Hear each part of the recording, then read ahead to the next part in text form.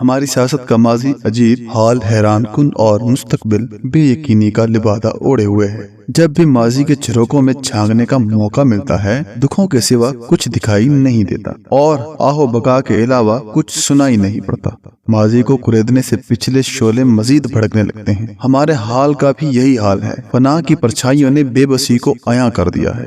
ہر چہرہ مرجھایا ہوا ہے، ہر آنکھ اشک بار اور ہر دل کی دھڑکن سرکشی پر آمادہ ہے۔ ایسے میں مستقبل کا ذائچہ بنانا اور پھر امید سحر کا دیا جلائے رکھنا انتہائی مشکل امر ہے۔ جیسے جیسے الیکشن قریب آ رہے ہیں، ویسے ویسے سیاسی جماعتوں کی بے چینی بڑھ رہی ہے۔ تینوں بڑی سیاسی جماعتیں بد اعتمادی کے غبار میں پھنسی نظر آتی ہیں۔ پیپلز پارٹی، مسلم لیگ نون اور پی ٹی آئی، تینوں جماعتوں کے مسائل مختلف ہیں۔ الیکشن کا بگل بجتے ہی پیپلز پارٹی اپنے سابقہ اتحادی مسلم لیگ نون سے دور اور پی ٹی آئی کے قریب ہوتی نظر آ رہی ہے۔ بلاول بھٹو زرداری مضطرب ہیں اور سمجھتے ہیں کہ اس بار انہیں موقع ملنا چاہیے، مگر سردست سیاست کی نبض بلاول بھٹو کے لیے نہیں دھڑک رہی۔ کراچی، بلوچستان اور جنوبی پنجاب میں پیپلز پارٹی کا راستہ روکنے کے لیے مسلم لیگ نون دن رات ایک کیے ہوئے ہے۔ یہی وجہ ہے کہ بلاول بھٹو زرداری نے میاں نواز شریف کو نشانے پر لیا ہوا ہے۔ وہ کبھی ووٹ کو عزت دو کا تانا دیتے ہیں اور کبھی بزرگ سیاستدان ہونے کا بیان داغتے ہیں۔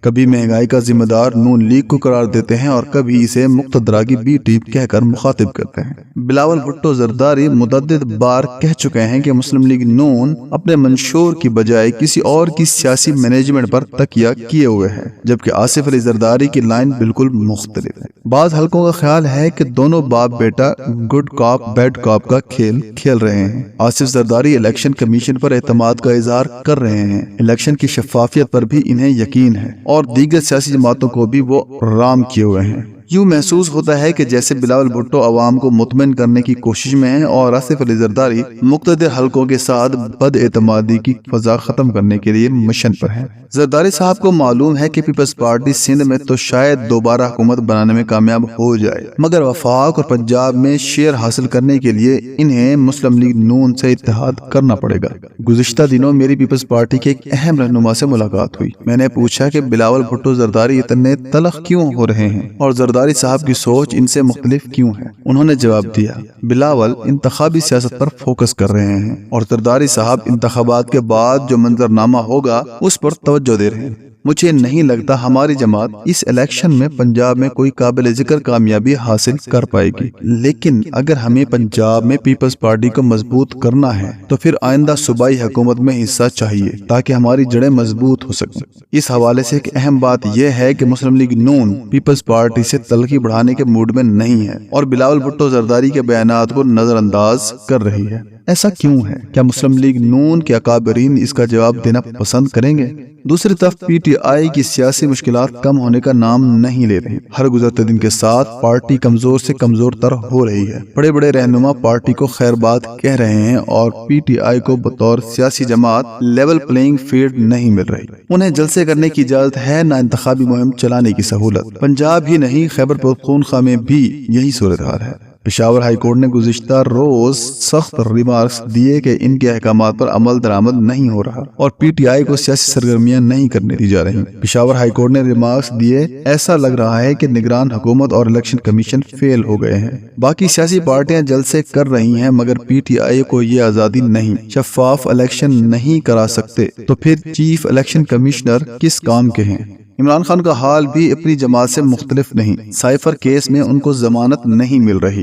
البتہ اسلام آباد ہائی کورٹ نے پی ٹی آئی چیئرمین کی انٹرا کورٹ اپیل منظور کرتے ہوئے جیل ٹرائل کو کالعدم قرار دے دیا ہے۔ اسلام آباد ہائی کورٹ نے فیصلے میں لکھا ہے کہ اب تک کی کارروائی کو غیر قانونی قرار دیا جاتا ہے۔ وزارت قانون کے نوٹیفیکیشنز کی کوئی قانونی حیثیت نہیں، کوئی ایسا قانون نہیں جس کے تحت کسی مجسٹریٹ کو کسی خاص کمرے میں عدالتی کارروائی کا پابند کیا جائے۔ غیر معمولی حالات کو مد نظر رکھتے ہوئے جیل ٹرائل ممکن ہے، مگر اس کے لیے قانونی تقاضے پورا کرنا ضروری ہے۔ قانون کے مطابق جیل ٹرائل اوپن یا ان کیمرہ ہو سکتا ہے، ہاں البتہ آفیشل سیکرٹ ایکٹ کے تحت قائم عدالت کے جج کی تقرر کو درست قرار دیا جاتا ہے۔ سوال یہ اٹھتا ہے کہ عدالت کے اس فیصلے سے عمران خان کو فائدہ ہوگا یا نقصان، اور یہ فیصلہ ان کے حق میں آیا ہے یا خلاف۔ پی ٹی آئی کے وکلاء جیل ٹرائل کالعدم ہونے پر خوش ہیں، مگر میں سمجھتا ہوں کہ یہ فیصلہ عمران خان کے حق میں نہیں ہے۔ اتنا ضرور ہوا کہ لگ بھگ 1.5 ماہ سے جو عدالتی کارروائی جاری تھی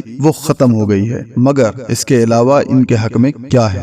عمران خان کی استدعا تھی کہ جیل ٹرائل ہو سکتا ہے نہ ان کیمرہ سماعت۔ ہائی کورٹ نے کہا ہے کہ جیل ٹرائل ہو سکتا ہے اور ان کیمرہ سماعت بھی، مگر قانونی تقاضے پورے کرنا ضروری ہے۔ اس کیس کا تفصیلی فیصلہ آنے کے بعد حکومت فیصلہ کرے گی کہ وہ سپریم کورٹ میں اپیل دائر کرے گی یا پھر فوری طور پر قانونی تقاضے پورے کر کے ٹرائل کا دوبارہ آغاز کیا جائے گا۔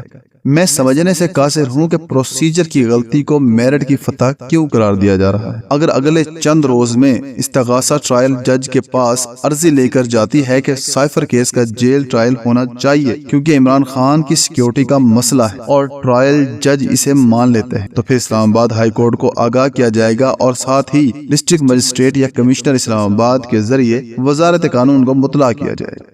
وزارت قانون کابینہ سے منظوری لے کر اسلام آباد ہائی کورٹ کو مطلع کر دے گی اور پھر جیل ٹرائل شروع ہو جائے گا۔